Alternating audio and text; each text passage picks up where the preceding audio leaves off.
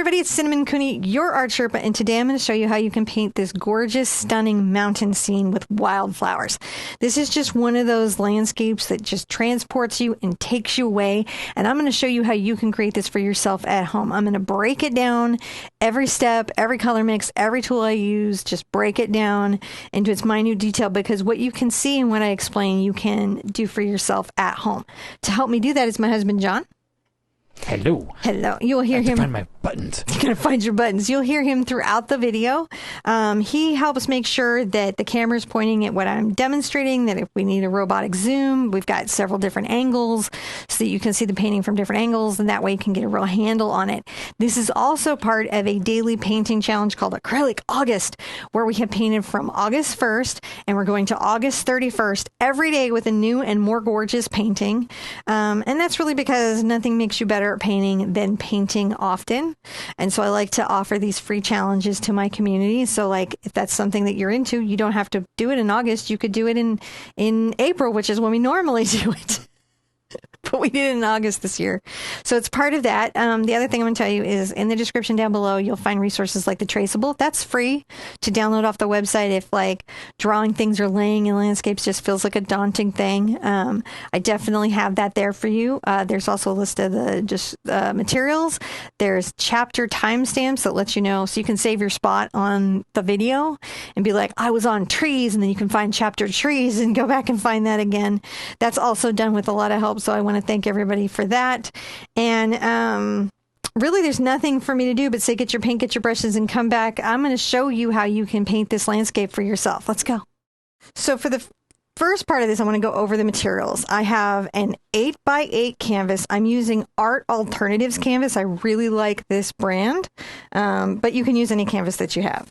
I have Mars Black, Burnt Sienna, Phthalo Green, Cad Yellow Medium, Cad Red Medium, Quinacridone Magenta, Ultramarine Blue, Dioxazine Purple, Titanium White, and this little gloop here is Satin Glazing Liquid. I use that to do the mist effects. I use that to blend or to glaze. So it's a very useful tool for me. You can do these techniques with water. They're just a little bit harder. And they have to dry longer to be stable. I'm also going to use titanium white fluid acrylic to do some little lining in the clouds and some other little details later on with my detail brush, but you don't have to have that. That's a purely optional thing. All right, let's throw up step one. Start having some fun. Okay, I'm going to get my brush. I'm going to take a 1-inch oval mop Princeton Select brush, this little guy here, and I'm going to go ahead and get it into my glazing liquid.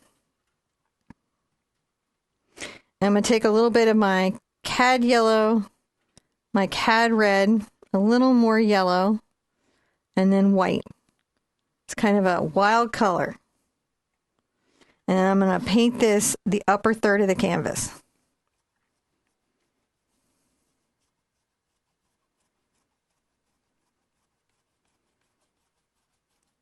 I might carry it down a little bit past the third because I want to be able to have jaggedy mountains. And I need sky room to have jaggedy mountains.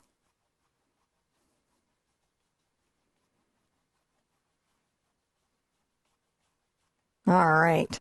Then when I have that in, I'm going to grab a little bit of white onto my brush. And I'm going to come here in the center, using the corner and a bit of a curve stroke, add a bit of a white cloud. I don't know. Can the camera see that? Am I being a pain? Yeah, no. I can the subtlety. I would say the subtlety is subtle. I'm just using the corner. I'm just creating some dimensionality here of like little wispy bits that could be distant. There's a lot of layers to this particular sky. A little one up here, maybe a little bit. It's very light. I'm not making blobs either. These are irregular shapes. I don't have to worry about it too much over here because I'll be having like that purple bit of the sky. I just wanted to have some lightness in the sky down low that I could play with. Okay, so that is a bit of very light kind of peachy color in the sky. Again, that's the Cad Yellow, Cad Red, and Titanium White. And the brush I used is the 1-inch oval mop, and the brush stroke to get the clouds is more of a C brush stroke. So that's what we did there. Now to do the next thing, this needs to be dry. And I have just one note on that. If you're painting along the video and you're doing it in the Premiere or you're doing it on the replay, you pause me while you dry your canvas and then hit play when you're done, and then we'll be painting at the same time. So let's try together and I'll see you in a second. Now I want to add some pinky clouds up in here. I'm pretty excited to do that. I'm going to take my Cad Red and my Quinacridone Magenta together. And I'm going to add a little bit of white to that. Kind of this nice little pink color with glazing liquid. Maybe a little more red into it. A little white. We want a light cloud here. Then I've got my number 12 Princeton Select Round Blender. And I'm going to come here and very lightly making little circular and C strokes that go forward and backwards. I'm going to paint up some little pink clouds that could be just dancing up here. Just lightly with the brush. Pressure super light. I know clouds are frustrating. Super frustrating. Here's your trick. Keep your brush load light. Don't have it be heavy because it's going to glop paint on your canvas. Keep your pressure light so you can control how much paint is coming onto your canvas. Right? I'm going to just... And there's a circular motion to it, but they're not circles. We're not making little kind of like circular fluff clouds. That's why I say it's also kind of a C stroke and it goes both directions, because that's how I randomize it. My brush load's very light, pressure's light, and I'm starting to paint in these little floofter clouds. Kind of an exciting sky today.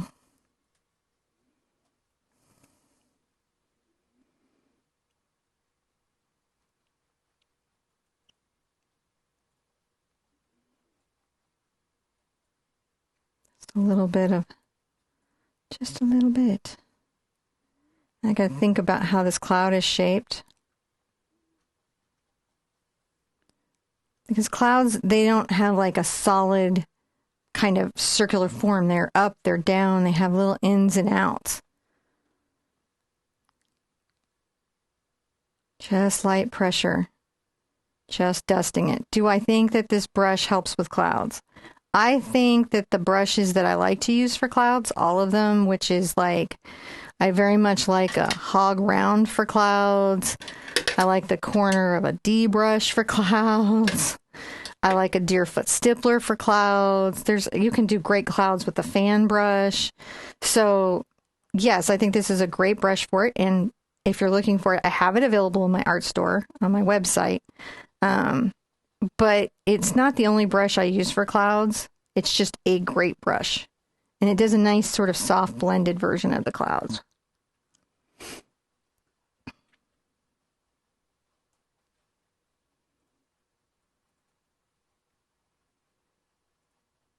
You can just see I'm just keeping it super soft. Get a little more white on there, but it's not a lot of white.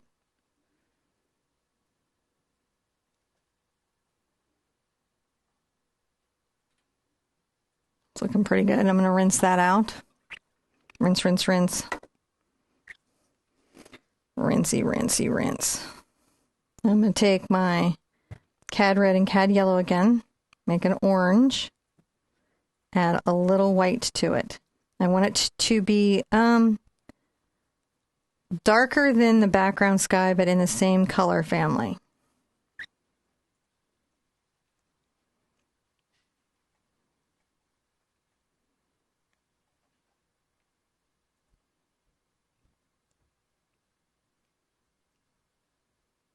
Now here, as I come towards the center, I might add a little more white to the mix.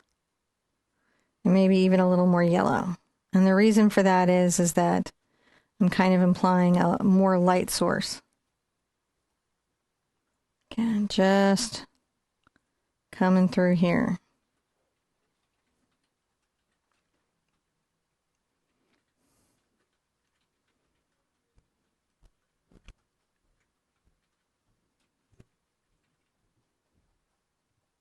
Just blend and blend and blend them.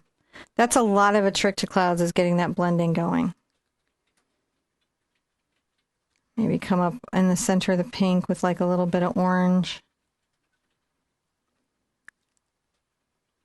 This is again just a dusting. I'm blending it up into the pink clouds, and then I'm going to get a little more white.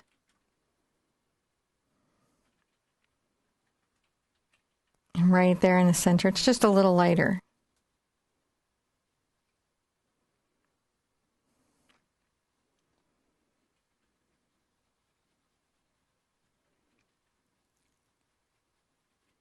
Get a little glazing liquid if I need it. Just going to come through here and make sure that this lower bank is good. Now sometimes I would finger blend, but because I've got cadmium on my brush, I'm not gonna.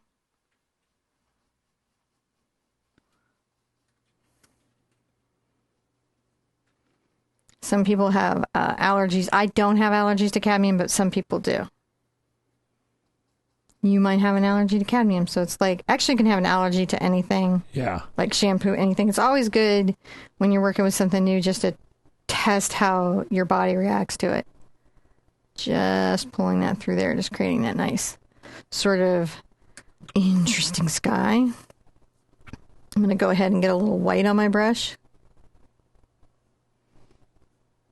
Where I had this little white cloud, I'm going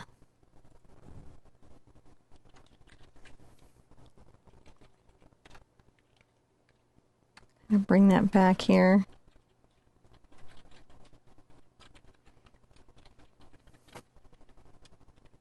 A little bit of white cloud over here.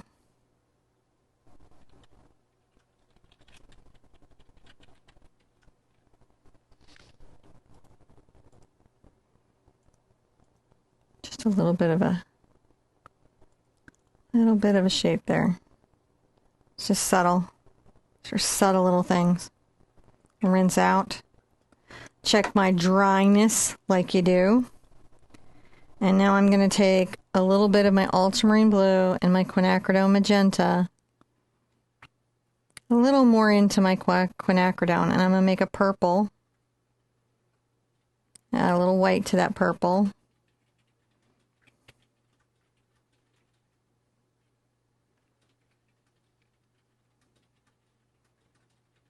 And find that purple. I might get some glazing liquid into it just so that it's nice and flowing. And you can see my load is light.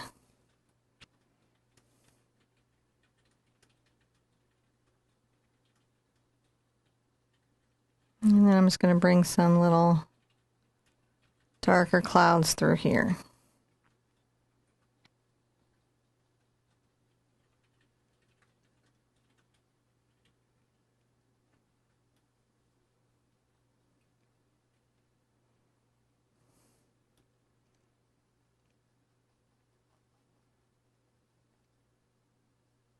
Just a little bit of circular motion. I get a lot of comments in the group that I make this look easy, which I do take as a compliment. But I can tell you that clouds are one of those techniques that just requires practice, and it takes a little while to look at your cloud and go, yeah, that's cloud-like. Even if you maybe are actually doing some pretty good clouds already, it's one of the hardest areas to be self-reflective on and recognize that you are doing well already.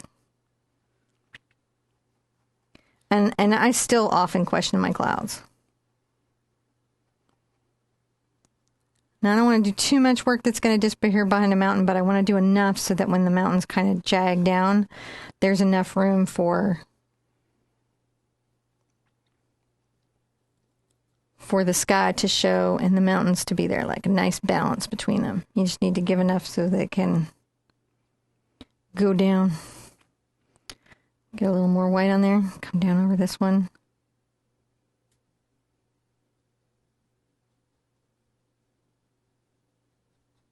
And back.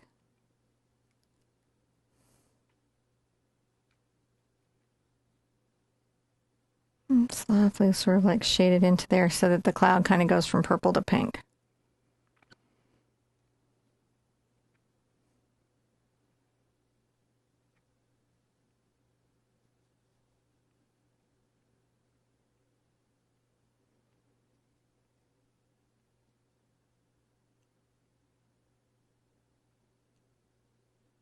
kind of into that white cloud there.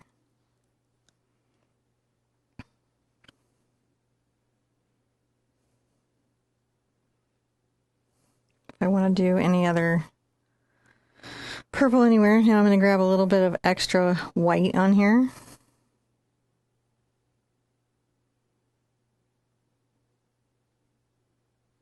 Sure, come through and give some little highlights. Just soft pressure. Look at that. Soft, soft, soft pressure.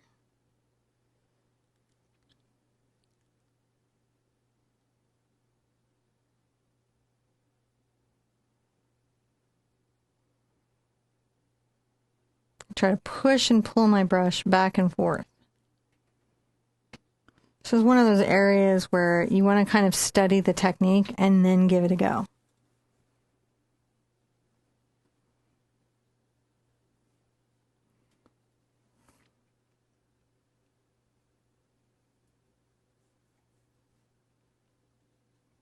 Just a little bit of extra dimensionality to the purple.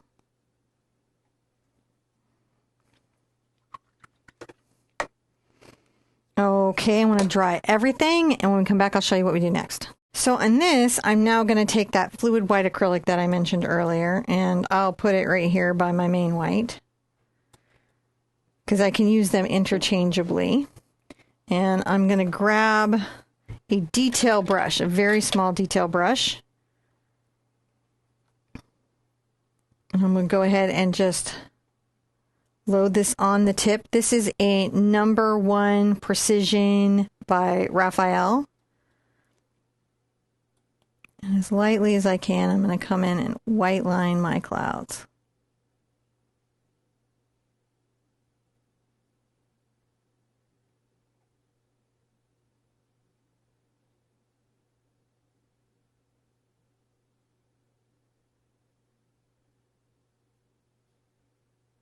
Just a little bit of a detail that can really give the sky that silver lining feeling.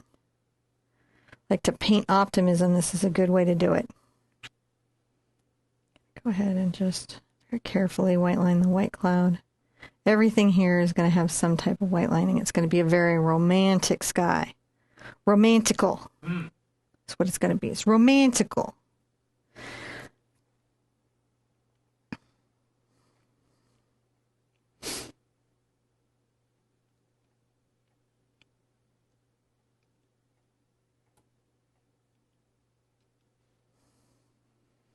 You don't have to have this painting be perfect, right? That's not the goal.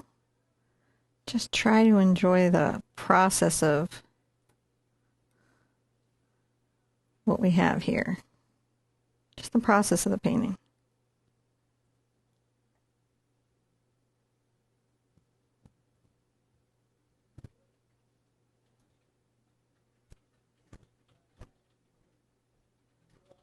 There we go. Just a little bit of lining. Isn't that pretty, John? It really is. I really like the lining on the clouds, and you do it like this. Sometimes I lift the brush. I don't necessarily, it's not like a strong, heavy line, right? I'm not like I'm driving a race car around the canvas. I'm dancing lightly, delicately. Sometimes I lift the brush. I don't connect every single line because they don't all need to be connected.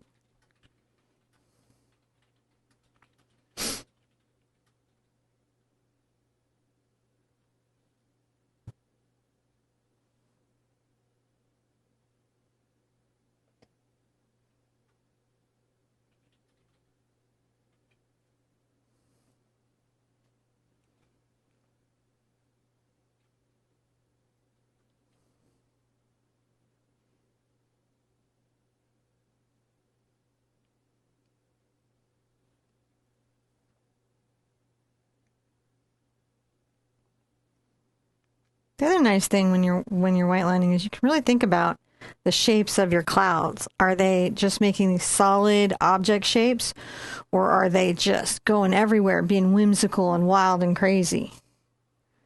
Because clouds, they just live on the air currents, right?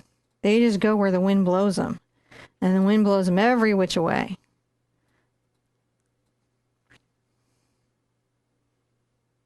You know, and then there's all that stored energy in the clouds that you have the potential to paint.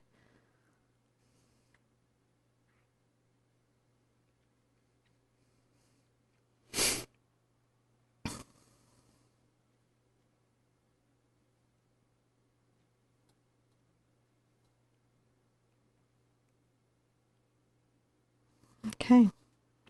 Well, I really like that dramatic sky. It is a very nice sky. But to do the next thing, I do want my white lines to be completely dry. So let's dry this. When I come back, I'll show you what we're going to do next.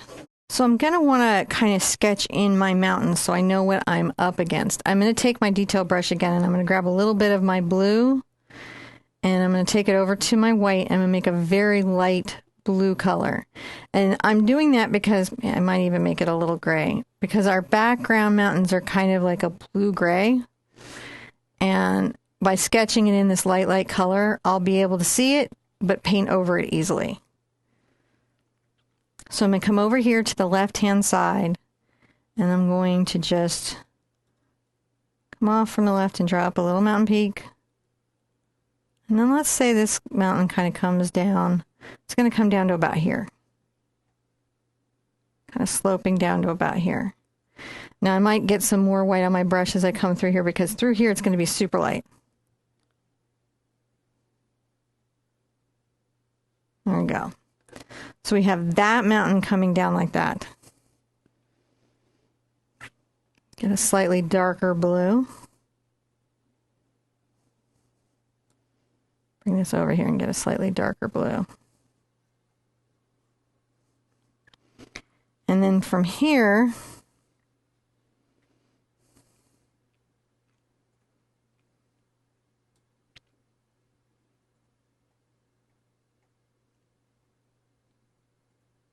I'm going to bring a little mountain down like this. There we go. Kind of coming down. So it's a little hard to see, but we've got the traceable, and this is a good time to use the traceable if you would have a hard time laying in the mountains. Sometimes people use the traceable for the tree. I'm going to come in and kind of paint the little perspective part of the mountain. Then a little more blue. I'm going to come in off the side, a little bit higher, and just, might actually raise it up a bit.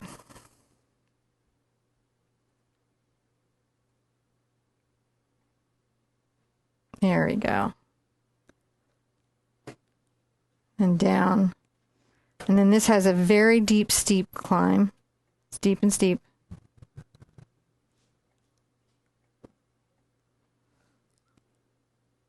All kind of coming down to this cool valley. I might want that to be less curved out like that.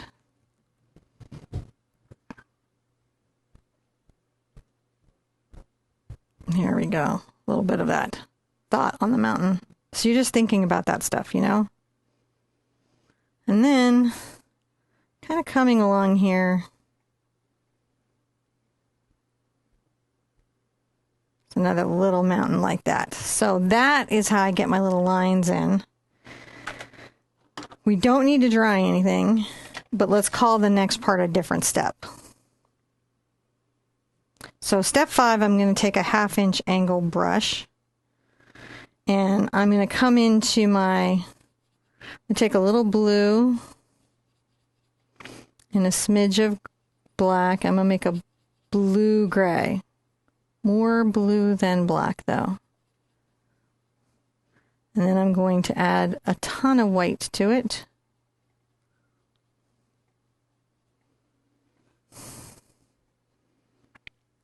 I'm going to start painting in this little hill.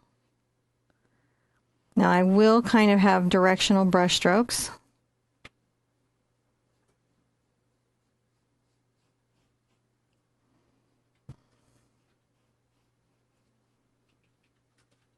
And this is just that first layer of hill.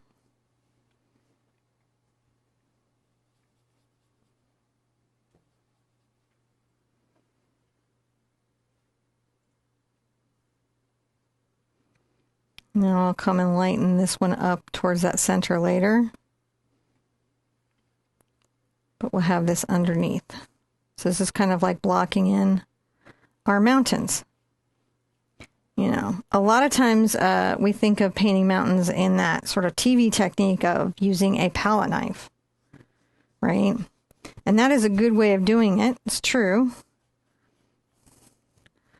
But it's good to know how to do it with a brush.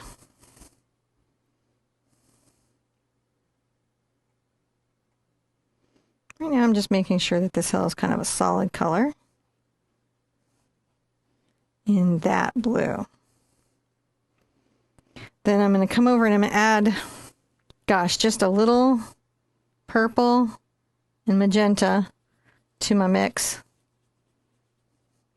And a little blue.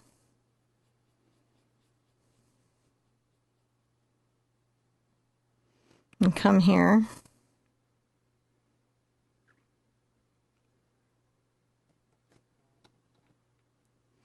And I'm going to paint this down.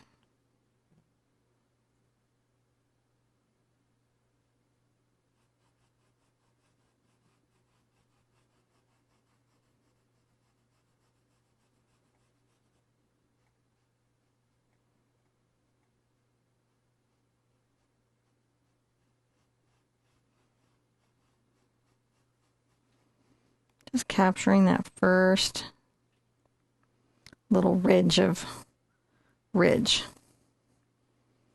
I might go ahead and bring this down here a little bit. Just because we want to have some color on the canvas.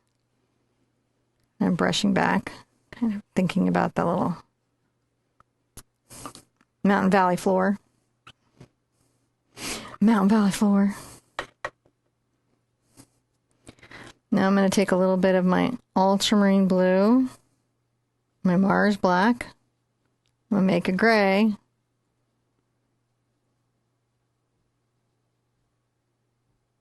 A little more black.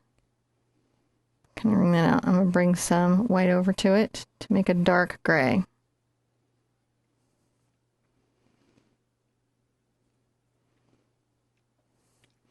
We want this to be dark, but light enough so that the mountain coming up next to this, I'm going to kind of use my brush to create some little jaggedy areas.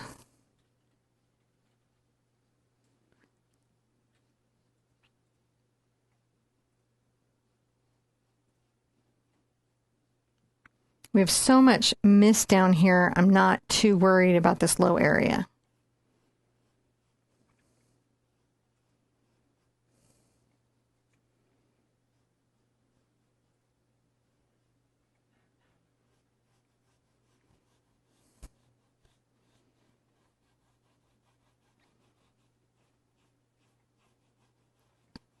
Kind of a nice little downward slope that we're going to get to play with. And then I'm going to want to take a little of my black and mix that back in.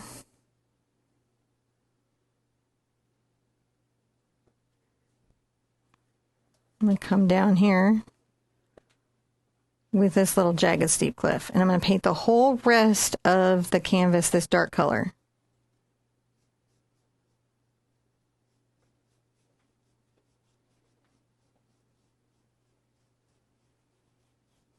Whole rest of this canvas, this dark color. So let's bring a little blue back over here, a little black into it. We know how that works. Whole thing nice dark.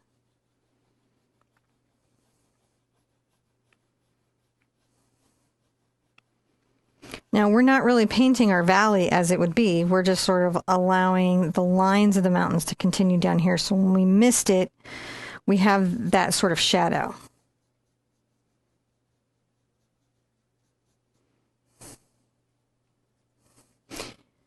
How you doing, babe?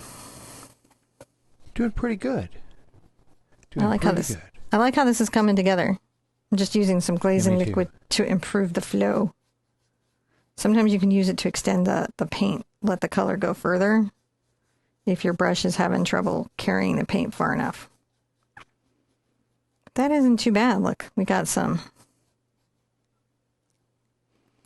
distant drama started to be mocked in there. Getting that in. All right. Now I'm going to want you to dry everything. When we come back, I'll show you what we do next. So now I want to get back into my background kind of sky color. I'm going to take a little bit of my cad red and my cad yellow and make that yellow orange again. I definitely want it to be more yellow orange. Going to add a little bit of white to it, and that's going to give me a peach. Now I'm going to take this color over to my kind of blue that I had over from earlier.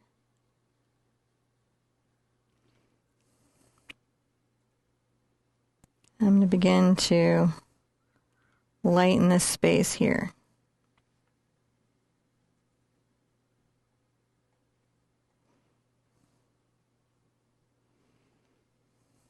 I'm going to take the corner of my brush and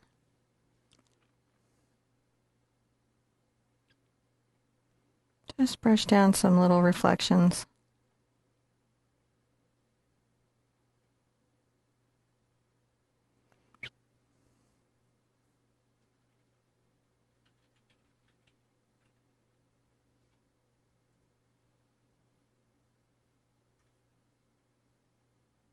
Just a little bit. And then coming here, I might get a little of my ultramarine blue. I haven't rinsed my brush at all. Some cad yellow. I'm going to make this kind of green.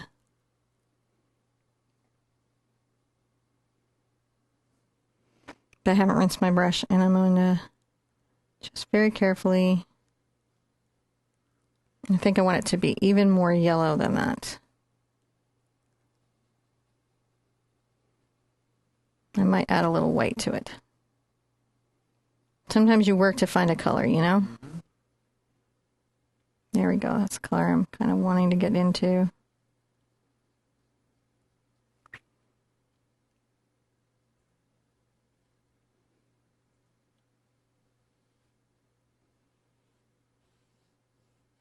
I'm going to brush that back up.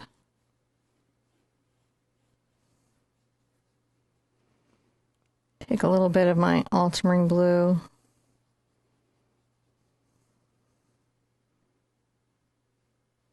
Kind of brush a little dark value back up the hill.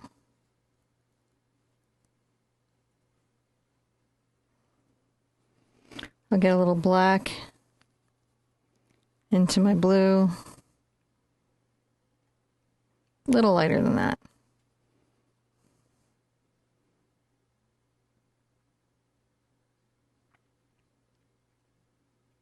Brush a little darker blue down here.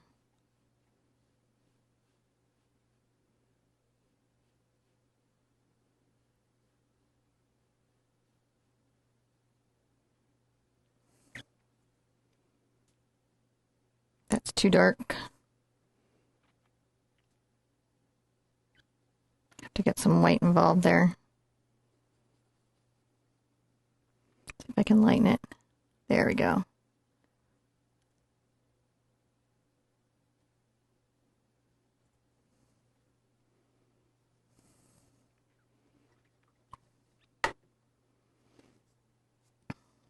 Get a little pink. Just a little bit right here.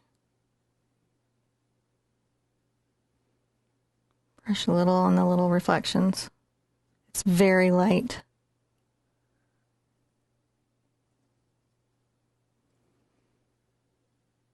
A little more white to it.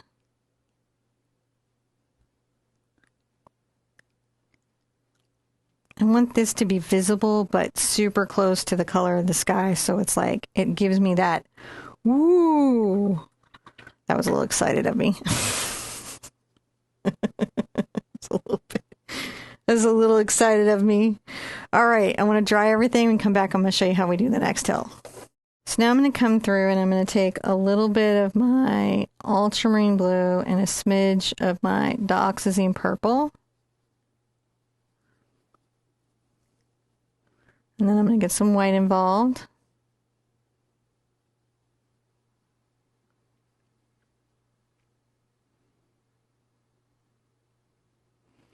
And come here, brush this color back over this little hill.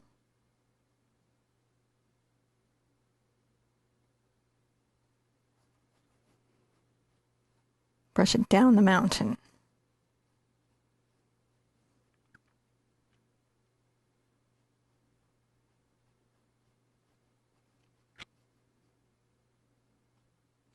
A little flick of dried paint.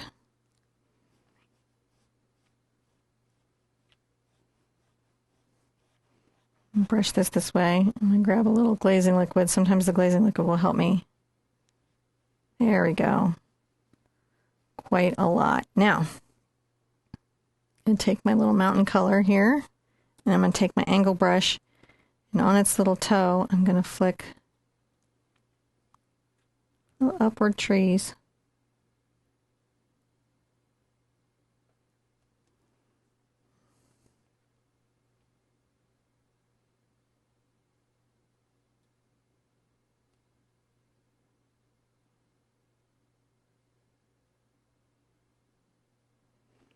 A little bit of that upward there.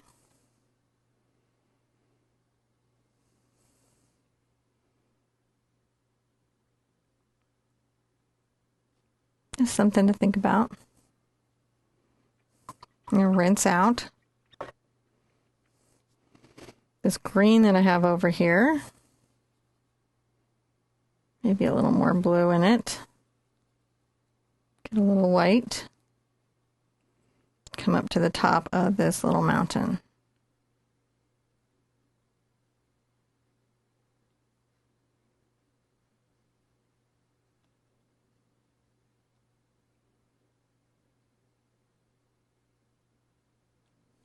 There we go.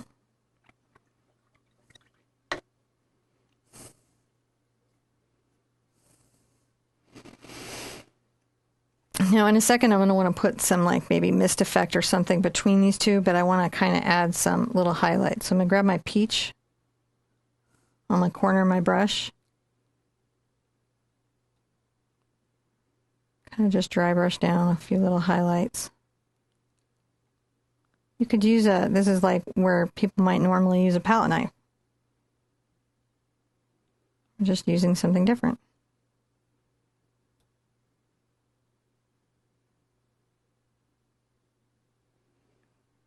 Just a little bit of glow on that mountain.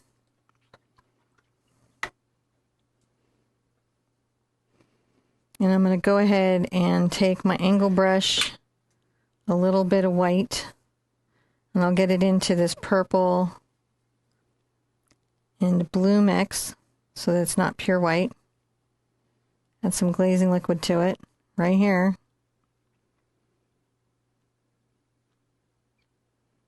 Very carefully.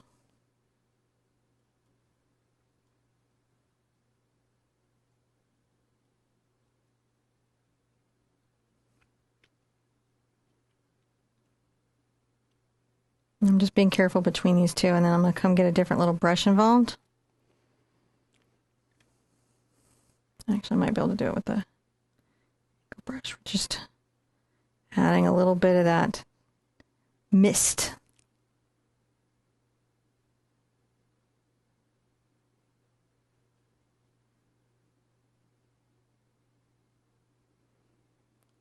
I can put this other mountain back, so it's better that I miss this one in the mist. In the mist.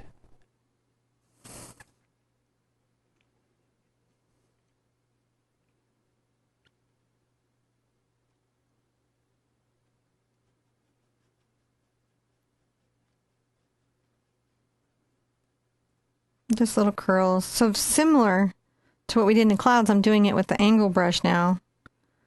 So that's what I mean, like it doesn't necessarily have to be a particular brush, it's just understanding what clouds do. Or mist does.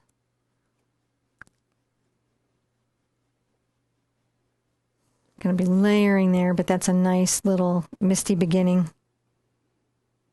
Sometimes you just need a little misty beginning.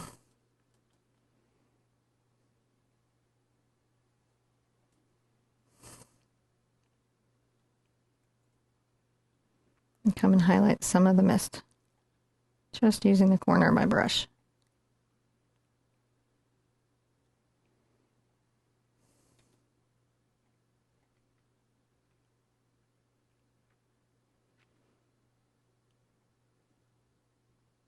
That's nice. Just a little thought. Okay, before we hit the next mountain, we're going to want to dry everything. So the next mountain I'm going to get in, and again, that was my ultramarine blue and my Mars black, so I'm going to take a little bit back over here, some ultramarine blue, back over to my Mars black mixture.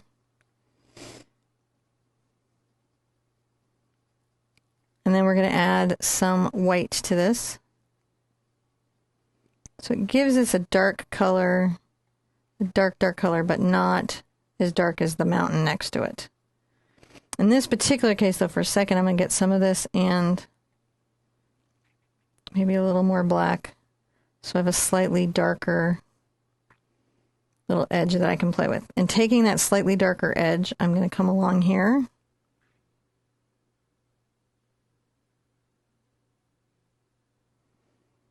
And I'm going to plant little trees that are coming up the mountain.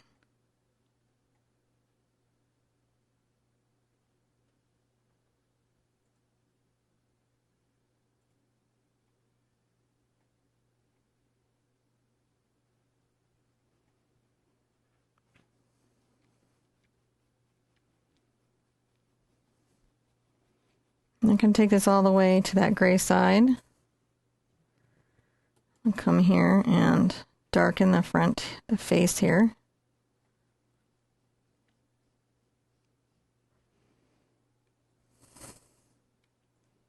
And at the top, I'm going to just flick some little upward trees.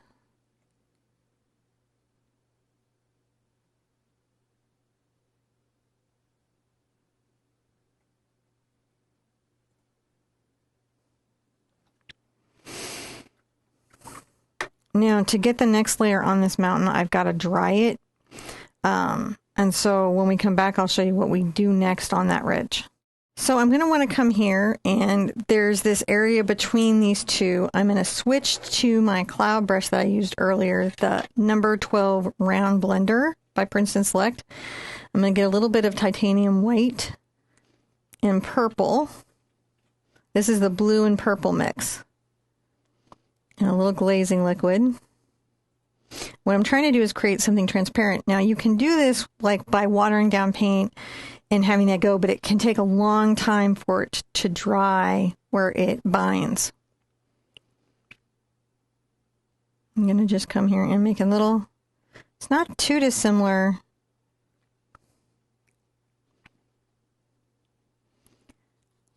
More glazing liquid. Not too dissimilar from what we did in the clouds. I'm going to just rub that here a little bit. Kind of misting that up. Mist it up. Misty, misty. Mist, mist, mist, mist. Mist, mist, mist, mist, mist, mist, mist, mist, mist, mist, mist, mist. Sometimes it helps to go opposite directions on your curling stroke. So sometimes to the right, sometimes to the left, just to get variance going. My pressure's very light.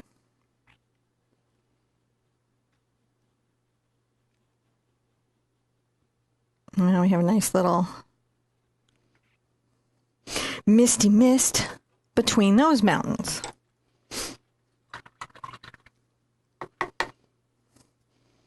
Come back with like a slightly damp brush anywhere and just make sure everything is good. All right, I'm very happy. Now, I'm going to come here and grab my black and blue. I'm going to come much darker, right, where I add a lot more black in. I'm going to bring this down.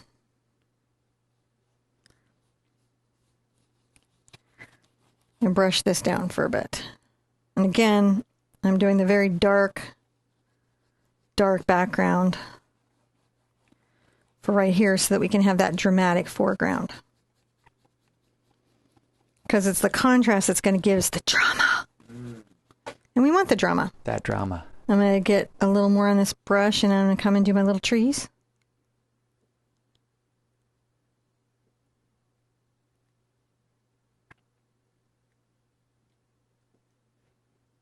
Little trees.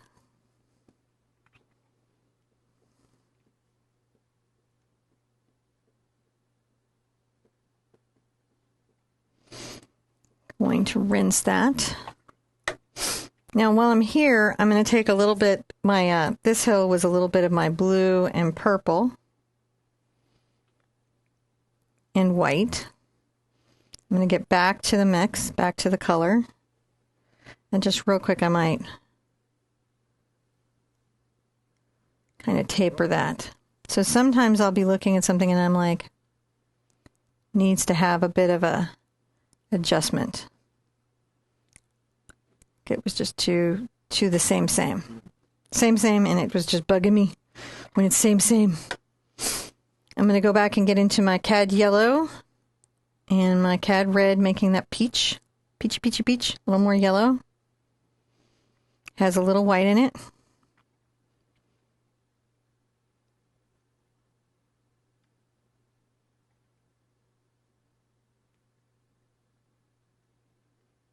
Some little highlights in the front of that.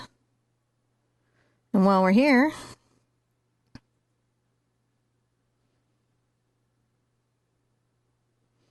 little bit there, and then I come into my gray. Maybe a little more white. I didn't rinse my brush.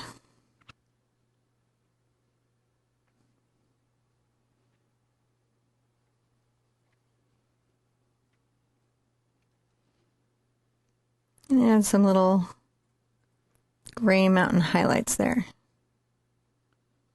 so that they just have a little bit of personality. Trim that up a bit. Just a little. It's a little kiss of yellow. I might grab a little bit again and. Okay. I like that a little bit. It's good. It's good.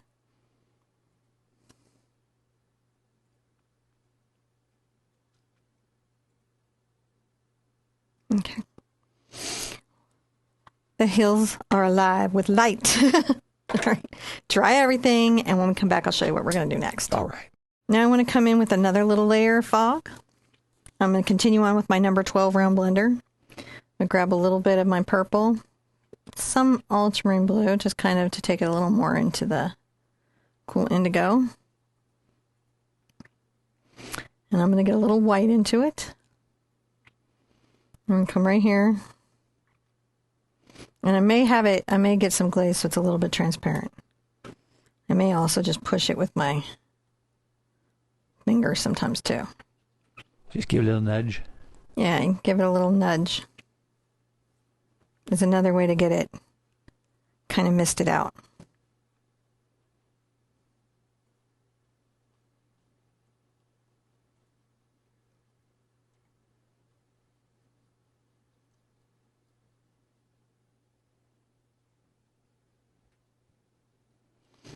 Maybe a little more ultramarine blue.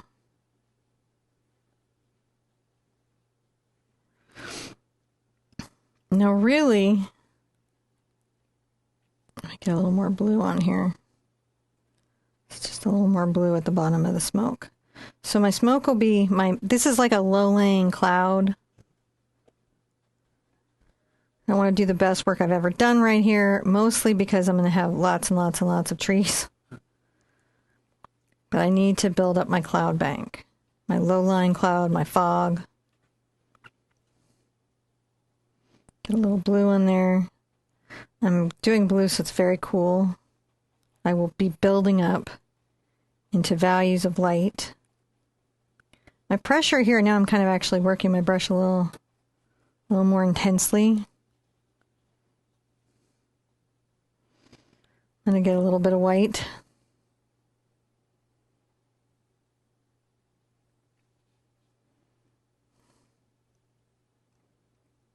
And a little bit of dimensionality. Dimensionality.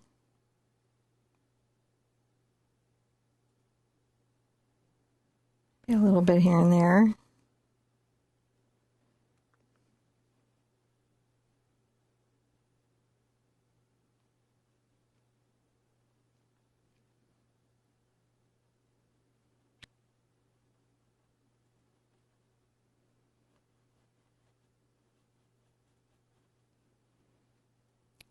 pulling it in.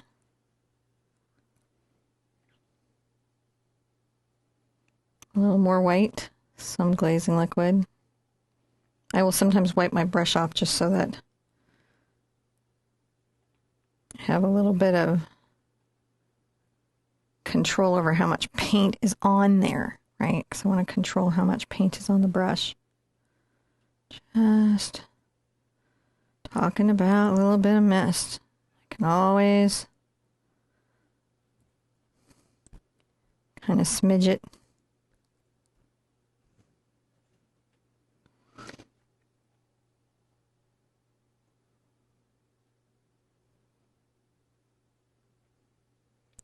The smidging is a real way of doing it.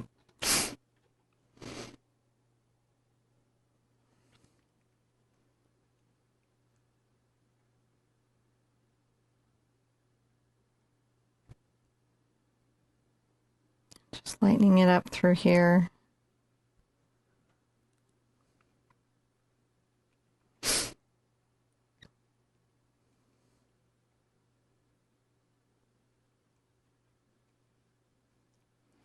It's good to have it be light over here.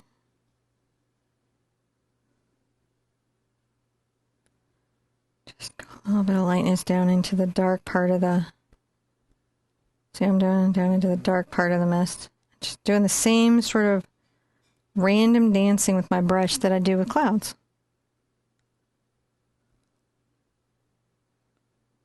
Just a little bit of mist.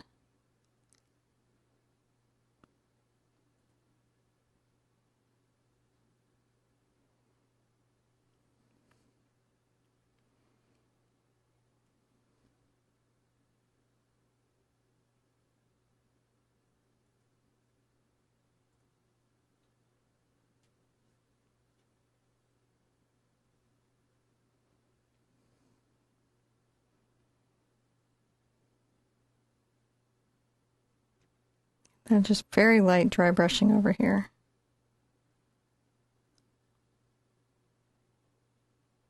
All right.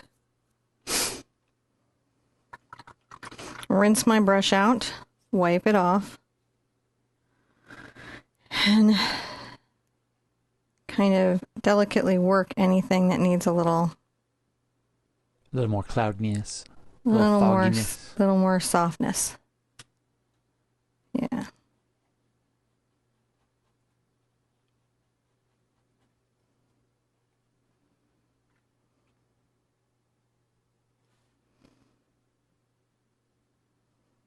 A little more white.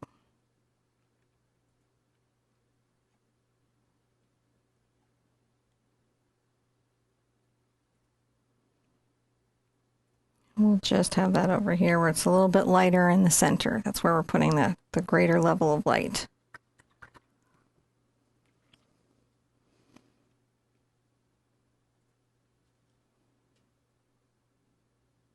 There we go. Now we're going to want to dry everything, and I'll show you what we do when we come back. Now I'm realizing I want to add a little more height over here for some trees. So I'm going to come into my light cloud cover, which is my white, into my dioxazine purple and ultramarine blue and titanium white, all three together. And I'm going to just make sure that I've got some clouds kind of coming up into this space. And again, it's like fog, low-laying clouds. We just want enough so that when we go to put, you know, our trees in, there is a nice light background for them to have contrast against. I'm going to allow that to dry for a minute. And I'm going to come over here and I'm going to start with my 1/2-inch angle brush. And I'm going to begin by coming to about here and painting in an angled downhill.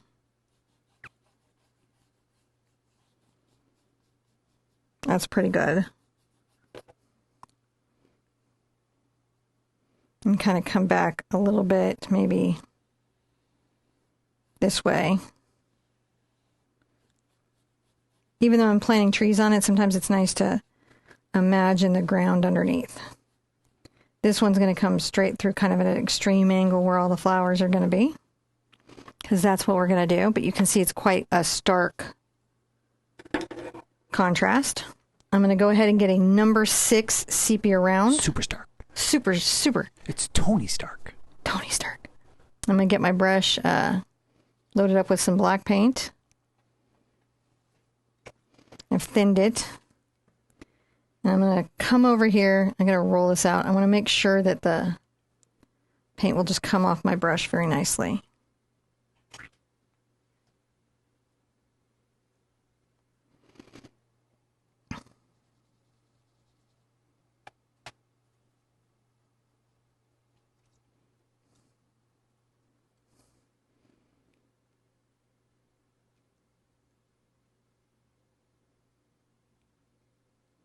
And I may want to switch into one of my little detail brushes, actually, so I have a little more control even than this, if that makes sense.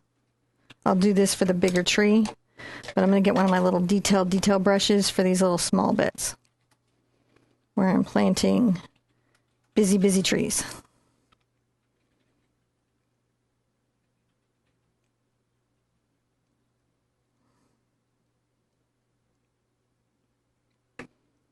I'm going to branch one off to that side.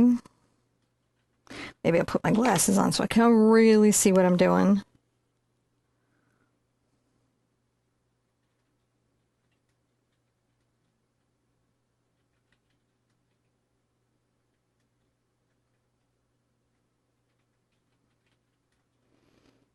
Just bringing little branches out.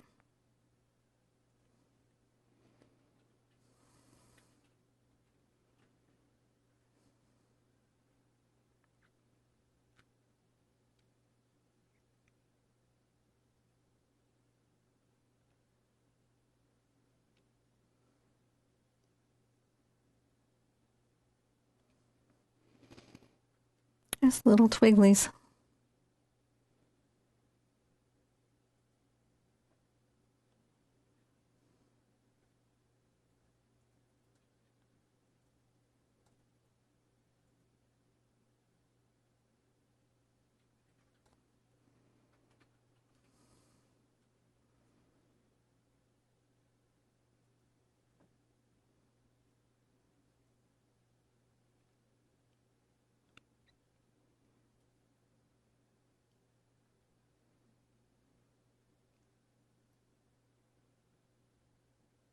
There we go. That's enough architecture for a little tree. I'm going to leave a nice little space for this tree.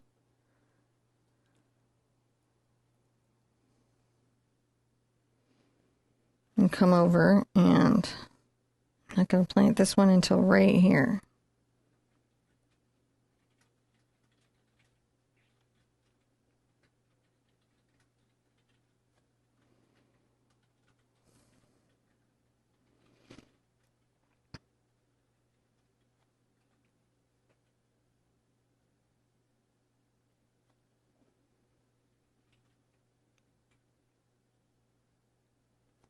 It's a little tree.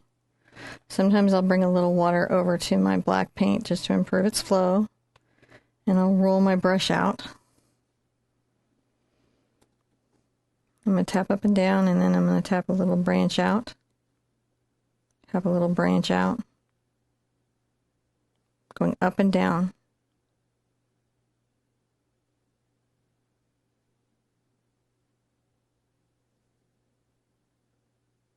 There we go. A little bit up to the top.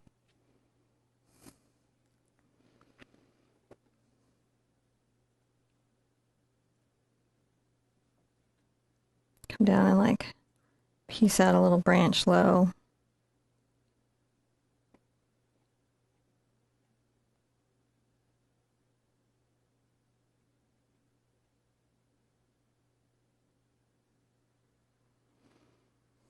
Just giving myself a distant pine tree. Yeah.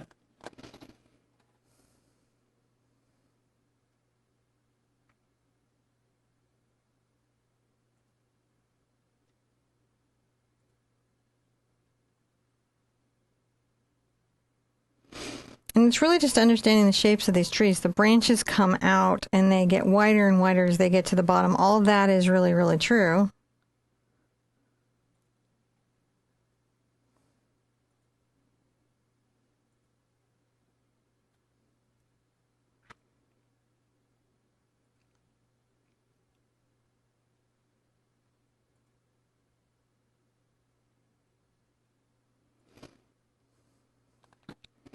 And then I can get a slightly bigger brush, my number 6 round, once I'm closer to the bottom, load up on the toe, and just make sure that I've got nice, heavier branches coming down.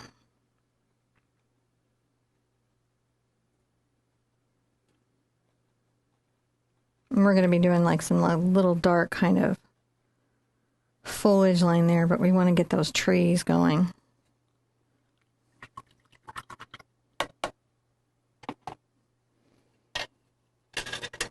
All right, I'm going to take my number 6 round sepia, put some water into my black paint,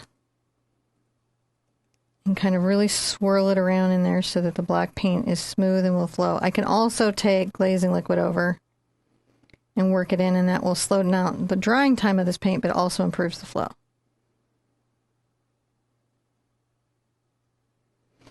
I'm going to come here, and I'm tempted... Straight line challenge.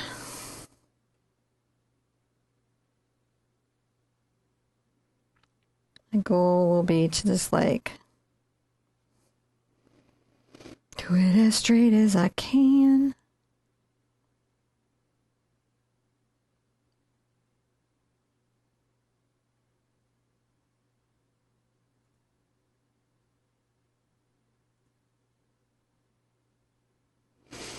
Tall tree.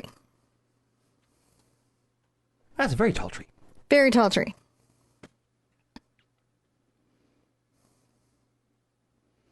I'm going to widen the trunk a little bit.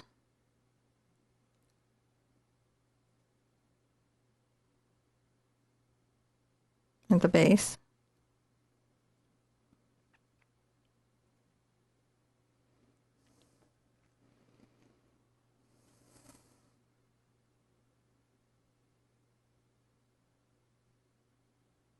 I'm going to add some branches that could be showing.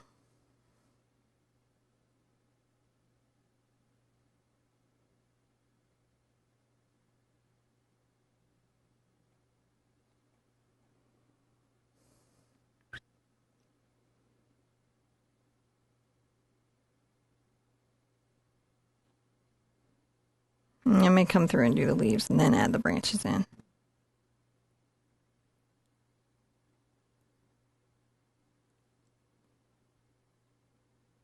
And yeah, you could do this with a fan brush.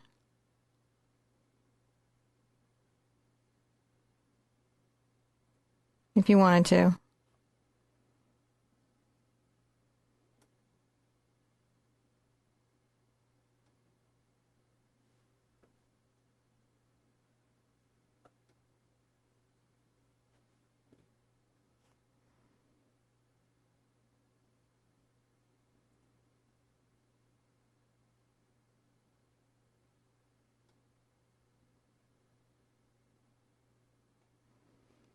Just build these little branches out as I go down. It's a slow process, man. It's not a hard process particularly, but it isn't quick. The fan brush is very quick. I would be already done with all the trees. But then they would look like fan brush trees, which isn't what I wanted for this particular painting. Because fan brush trees, like even when you're really good at your fan, still have a look.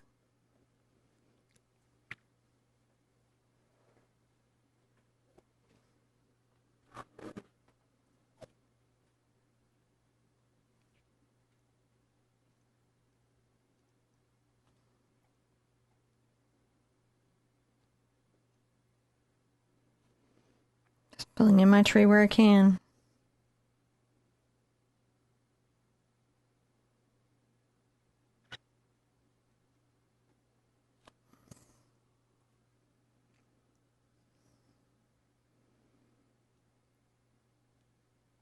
It's just a little light landscape. Just the beginning of a thought about a landscape.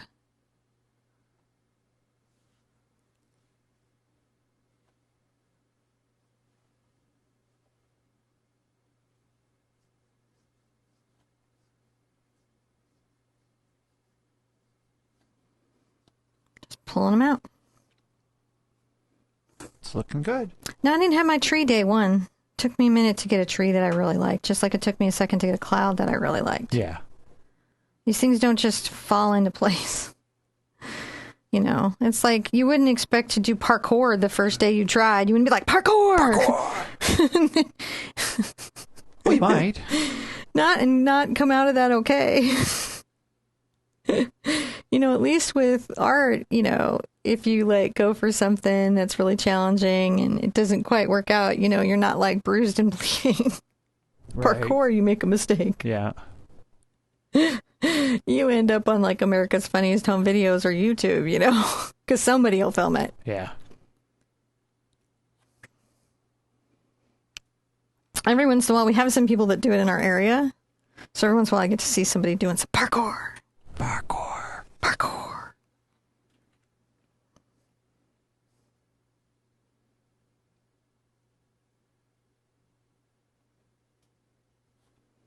Just adding in those little leaves. See, and then the little daughter tree that's here makes a ton more sense now.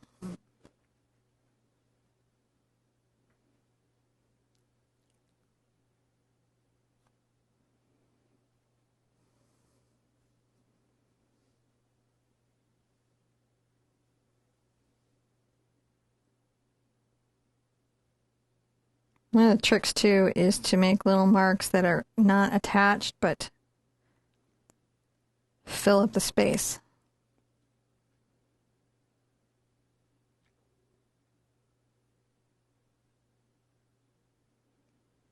Some of it's solid, some of it is loose and open. Open, open, open. Open, open.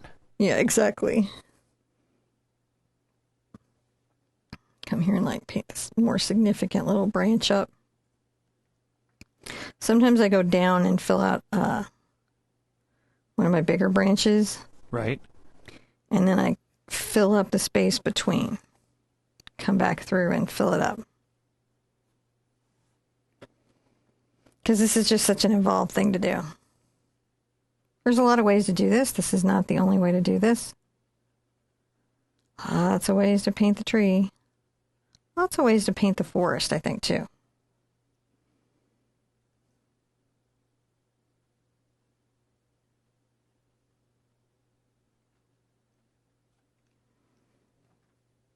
Here we go. We're just filling it up, starting to become a tree. It's thinking about it.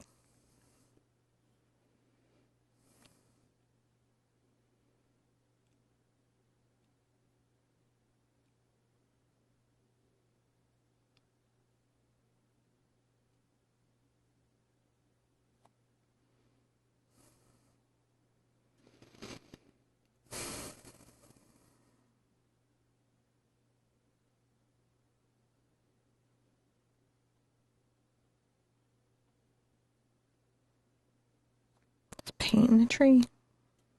Pretty straightforward. Pretty straightforward, just lots of little tabs. I put that tree branch back in. It's a tall tree. It's a tall tree. I'll put that tree branch back in. I'll put some tree branches back in later. Maybe. Because the tree's looking really good, so I may leave it alone. When your tree's looking really good, sometimes you just gotta leave it alone.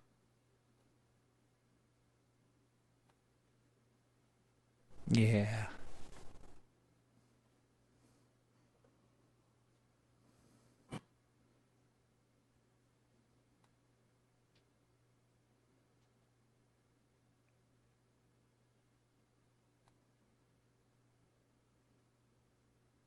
Tap up and down.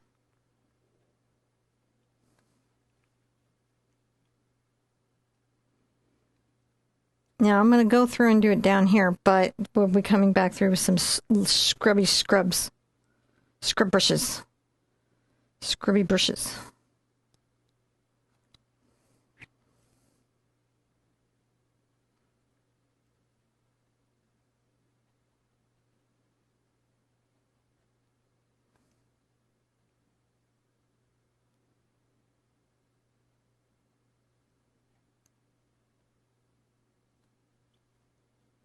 But again, I'm going to come back through with some scrubby brushes so I don't have to be too concerned, too worried.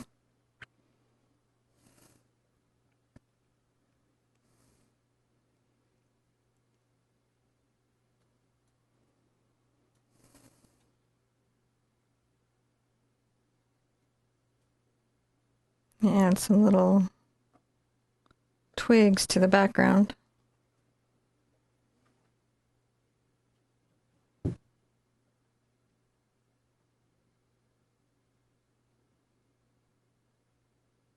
What's nice is sometimes, like in the mist, there's little twiggies coming out. You could have twigs.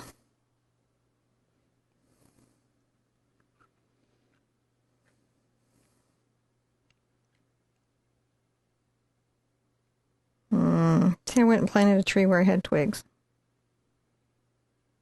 What was I thinking? What was I thinking? Sometimes I don't either. No. Sometimes my brain is just working on something, and it's like I'm catching back up with it. I just thinned my paint with water. That's all it is water. Just to improve the flow.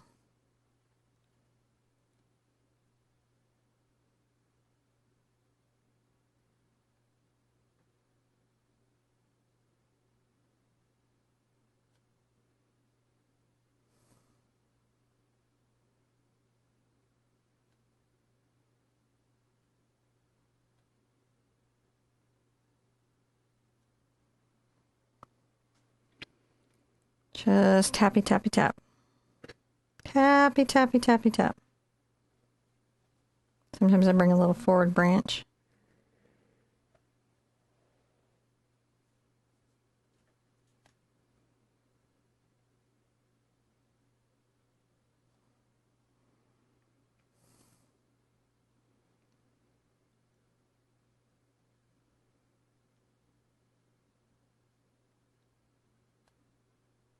I'll put some more branches in the background. So I painted these ones out.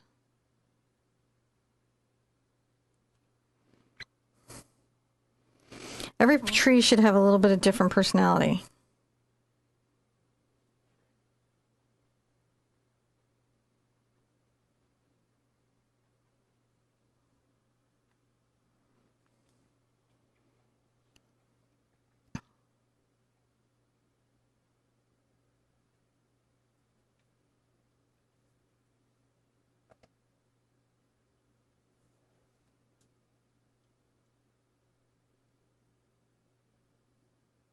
Just putting little branches out into the mist.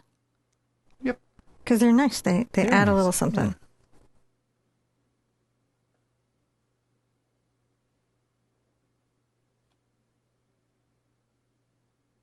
I'm just on the toe of this brush. Seems reasonable to be on the toe. So I'm getting these little fine lines.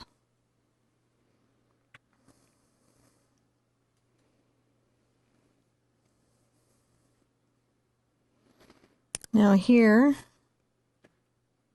just in the background, I'm going to have to push one of these trees back into the mist. This will be the one that I push back into the mist. Just painting a little trunk down. Do this one a little different. I'm going to come in, I'm just going to tap back and forth. So I'm doing tapping back and forth. Yeah. It's another way with a round brush to do a pine tree. This is going to be covered with a little bit of mist.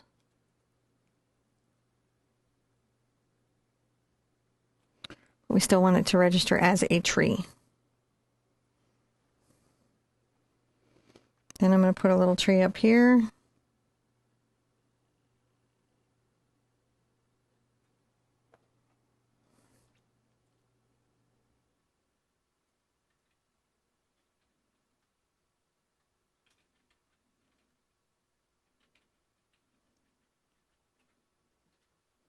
Just a little bit coming down.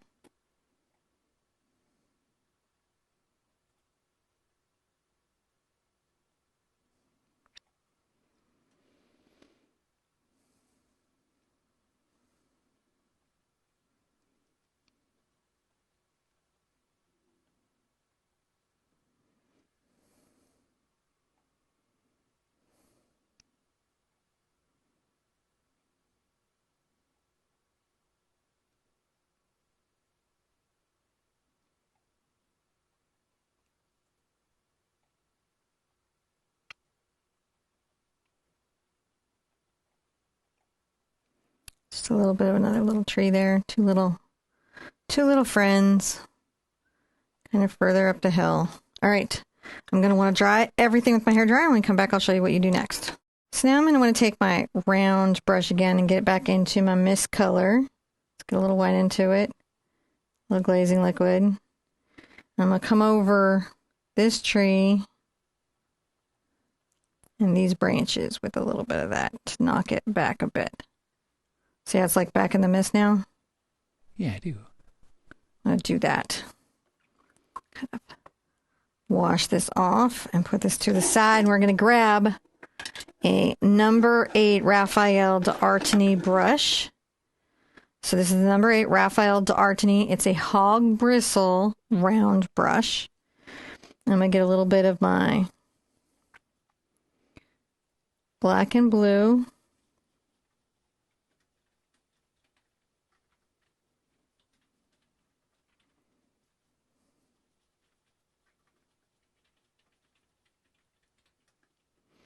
I'm going to come here and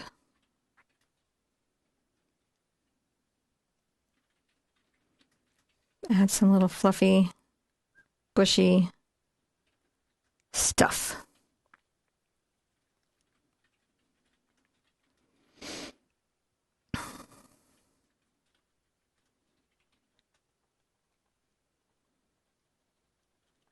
I'm coming along here and I'm just adding little bushy stuff.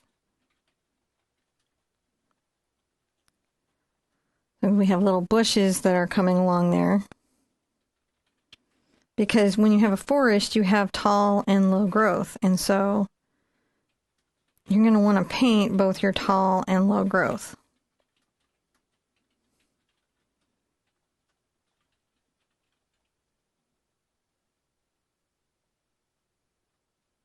I'm just tapping my brush up and down.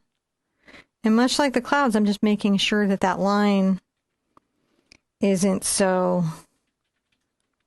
uniform or repetitious that it translates to our brain as something besides what it is.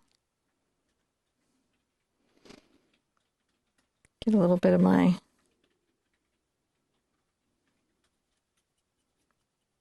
white and blue. I'm going to come here low and add a little mist. See the little mist?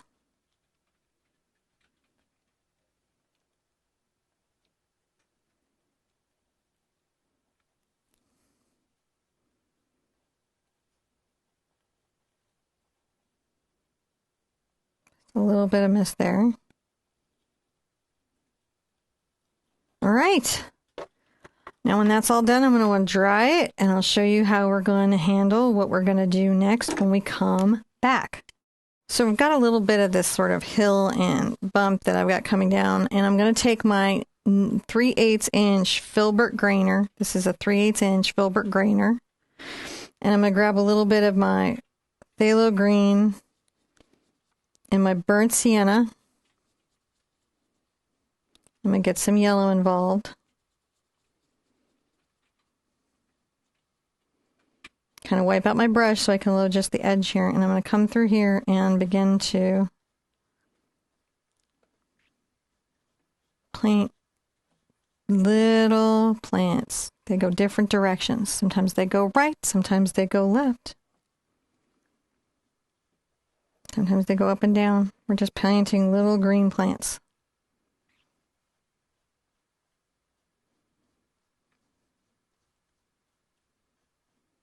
Now, it's pretty dark in our painting, right? Because we've got this nice dramatic misty morning or evening.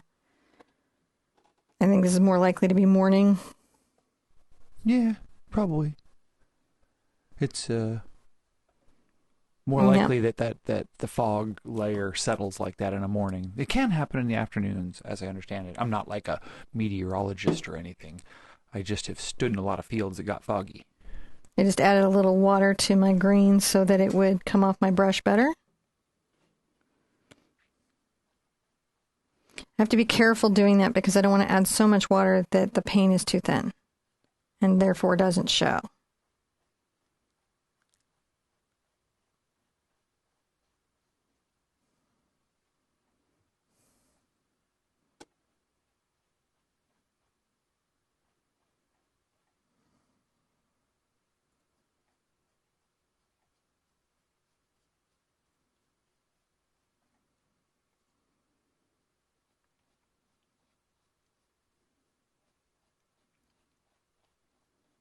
Now this meadow will be very full.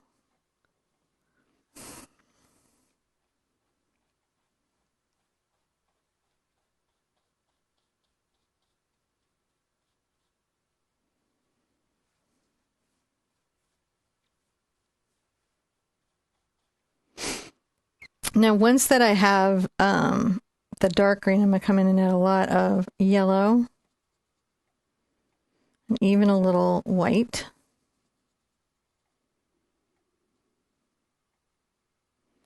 Rub out my brush.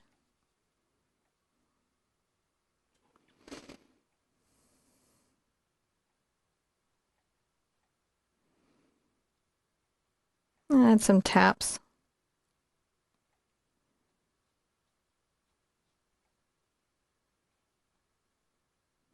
Gotta be careful with this because I don't want to go too, it's like a little bit.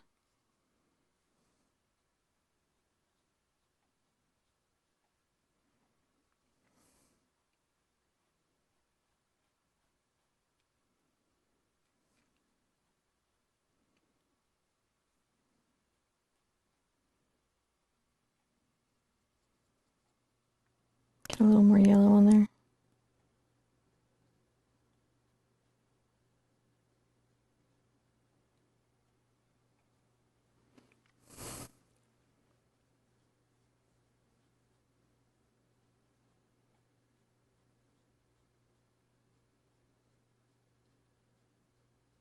See, just different little directions. Little dancey moments. Dancey, dance, dance, dance, dance. Oh, you know what it is? Grass, grass, grass, grass, grass, grass, grass, grass, grass, grass, grass, grass, grass, grass, grass. Grass, grass. That's right. Gotta do the grass, grass, grass, grass. Grass, grass, grass, grass, grass, grass, grass. Nice little grass.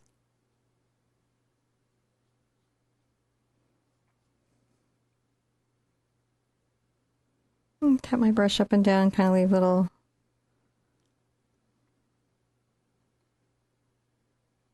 sort of dots and spots of green that are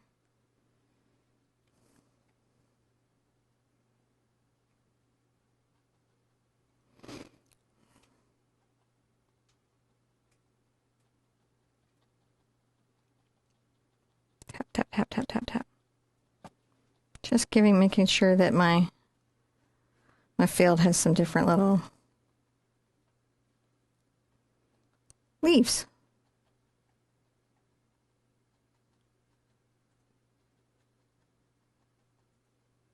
Just a little bit. Okay, now we need to dry everything. All right, now I'm going to want to come in and put a bunch of flowers. I'm going to take my number 0 brush. This is a nice little detail brush, and I'm going to grab a little bit of my cad red and my cad yellow, and I'm going to come here and make little circles that face different directions.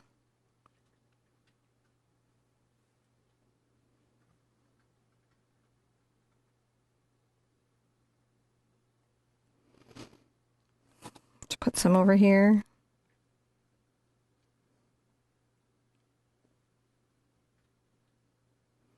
Little circles, little clusters of circles that go different directions. We'll rinse out. Grab a little bit of blue and white together. I'm going to make sure that there's no water on my brush because a water drop coming down will just ruin what I'm about to do. Grab a little bit.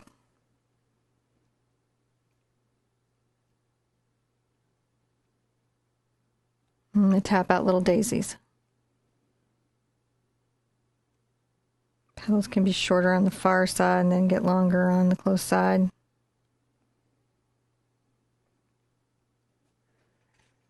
You could have one that was just facing you entirely. Little daisies. Little mountain daisies.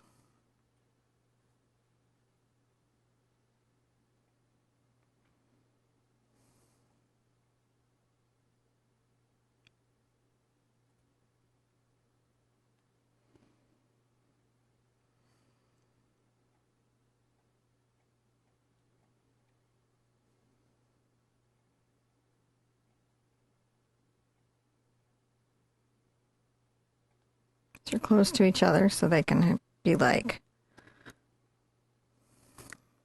touching.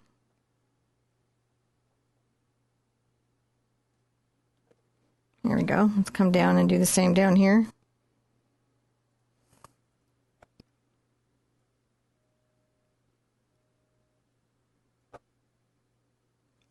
I like doing the little daisies. They're tiny little daisies. This will go with that summer forest with wildflowers really well. If you'd enjoyed doing that. This would be a good companion piece when it's all done.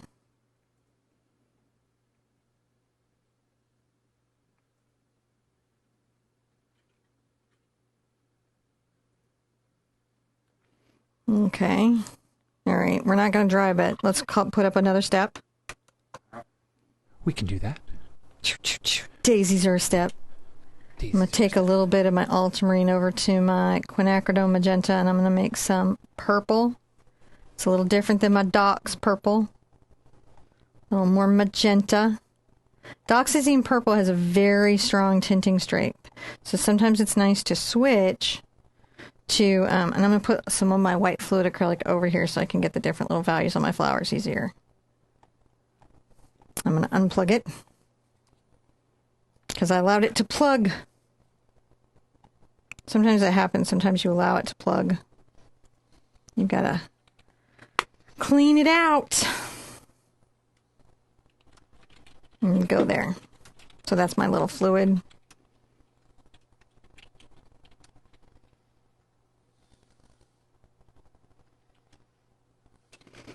I'm going to come here and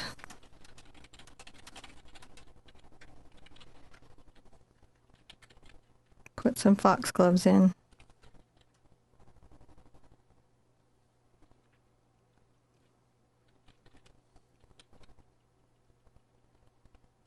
Just 3 little petals.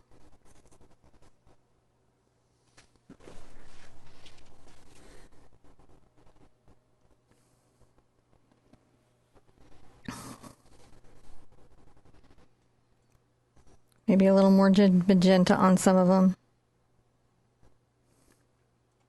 I'll come up here and plant some.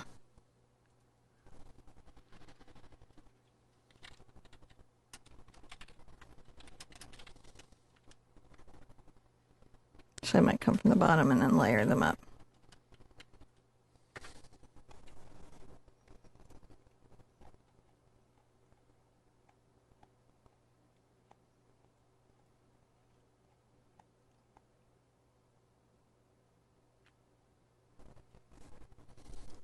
Just paint little foxgloves. They're just like a little stalk flower. So they're up tall.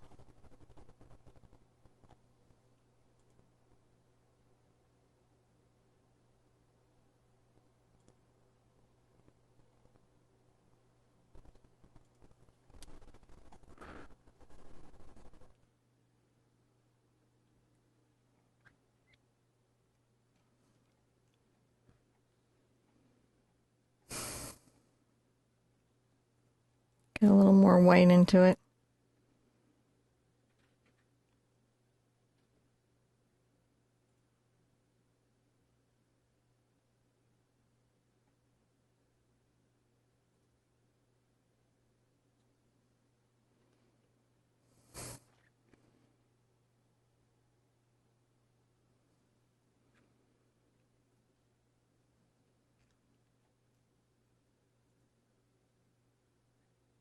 Just little brush strokes pulling up and kind of zip her in.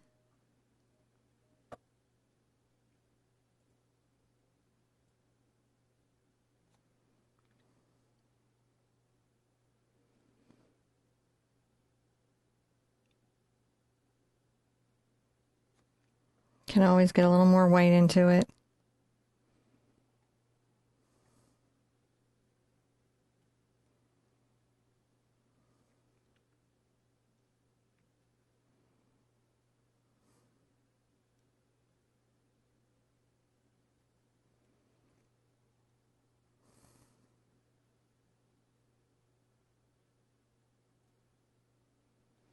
Just put little petals in to make it seem like, oh, they're good, good, good.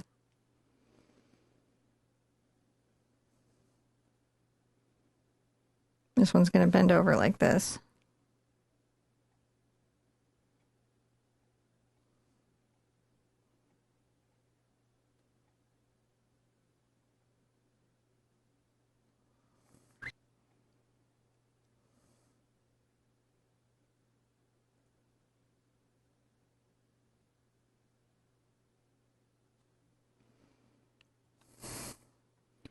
I think I won't do this a step. I think it might be too many flowers, will be too many steps. Because we have so many flowers to add. There's a lot of flowers. That's okay. There's a lot of flowers. I'm going to take my same round brush. I'm going to mix up some bright orange. I'm going to tap up and down little clusters of bright orange flowers.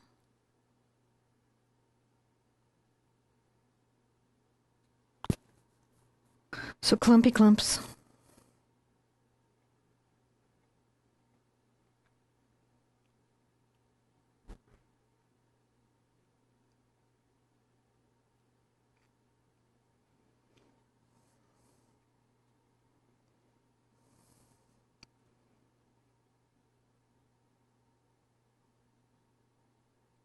I'm layering some of the orange flowers over these little purple foxgloves. There may be a little more red over here.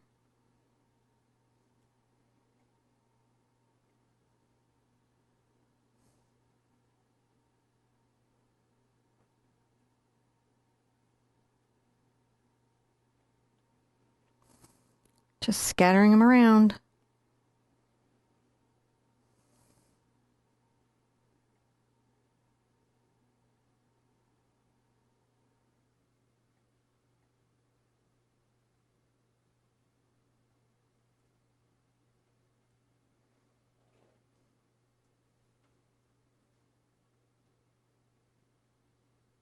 Put some there amongst the daisies. See how that layers in? Yeah. Get a little more yellow. Sometimes I roll my brush out to make sure I don't have too much paint on it.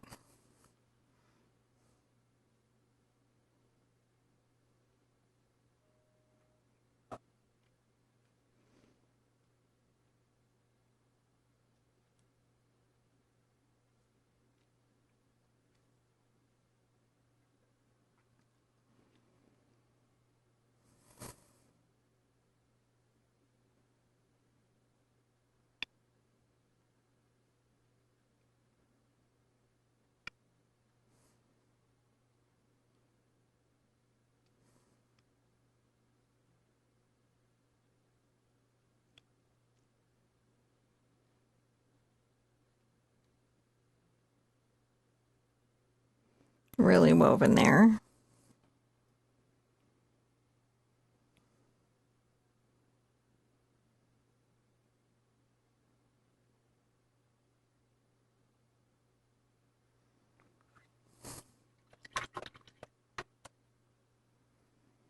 Think what else we could plant.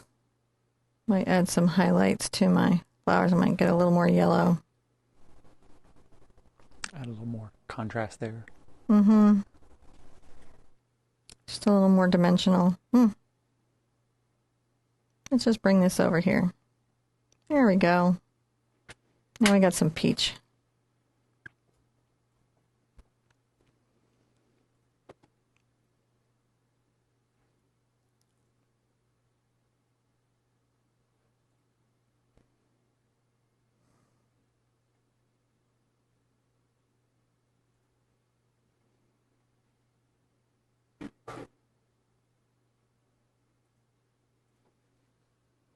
Peach it up.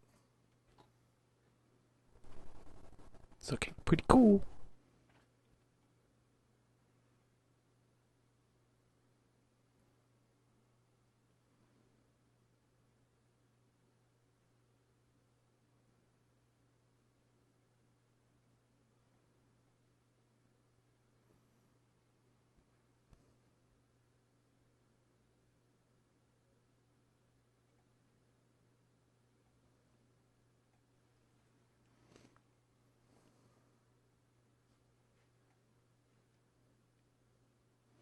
Highlights like help it.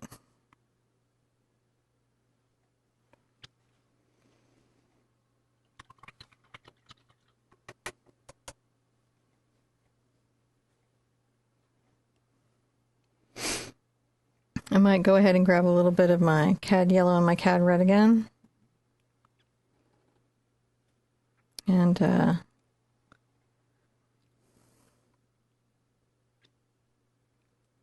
now go through and plant some individual daisies to sort of fill in the rest of the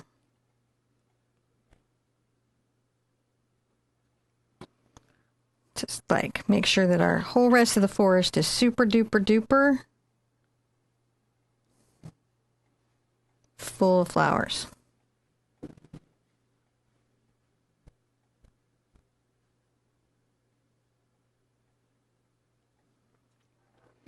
And that's nice to do after everything's, you know, in, because then you can decide where you need to fill in holes. Not that nature worries about that, but we're allowed to worry about that. See how the little daisies fill in the holes? I do. We're almost done.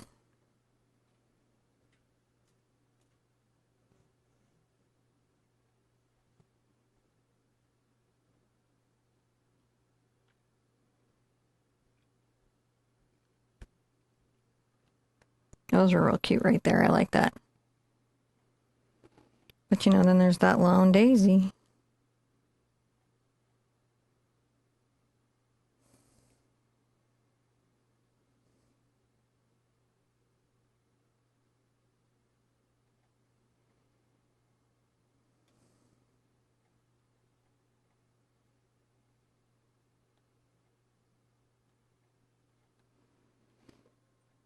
Wow, look at that. I think I'm going to give that a signature. It's a very full day. That is a very great painting.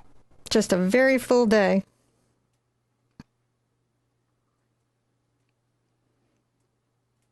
Take my white over to my yellow green. Make it even more yellow green.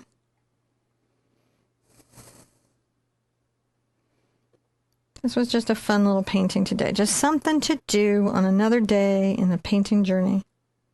Yeah. Something different. And sometimes it's nice to challenge ourselves.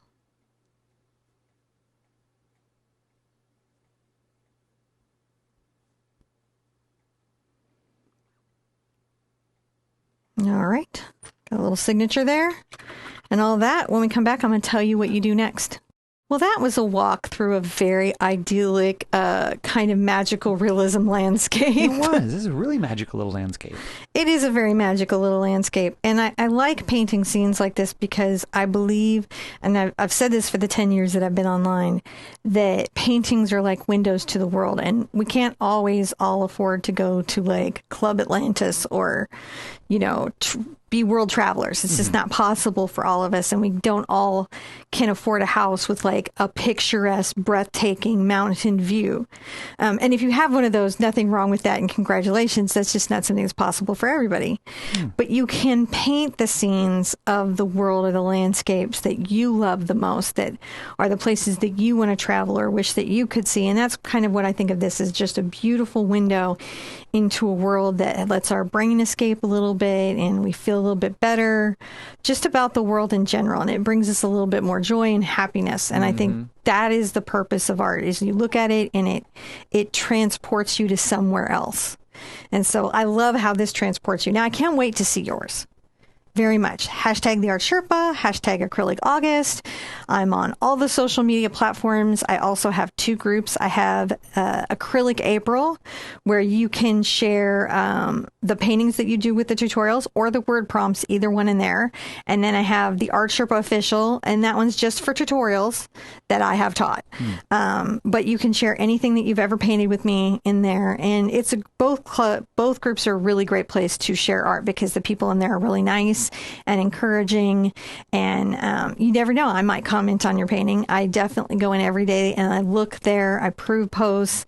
I certainly have some help with it. So I want to right now thank all the moderators that have been frantically approving posts over the last few weeks. Because during Acrylic August, which is normally Acrylic April, things go a little bit crazy and there's just so many submissions and it's a lot to do, more than I can certainly do. And so I just really want to thank everyone who's volunteering to come to these live shows to moderate and who are moderating on Facebook, because I do not do this alone. It takes a group of really kind-hearted people who volunteer their time to help me get this done. So thank you so much. I really appreciate it. And I appreciate you guys taking your time to paint with me, like coming in and trying something as challenging as Acrylic August and giving each painting a go. I really appreciate that. And I hope you enjoy today's painting. I can't wait to see yours. There's really nothing for you to do but be good to yourself, be good to each other, and I will see you at an easel real soon. Bye-bye.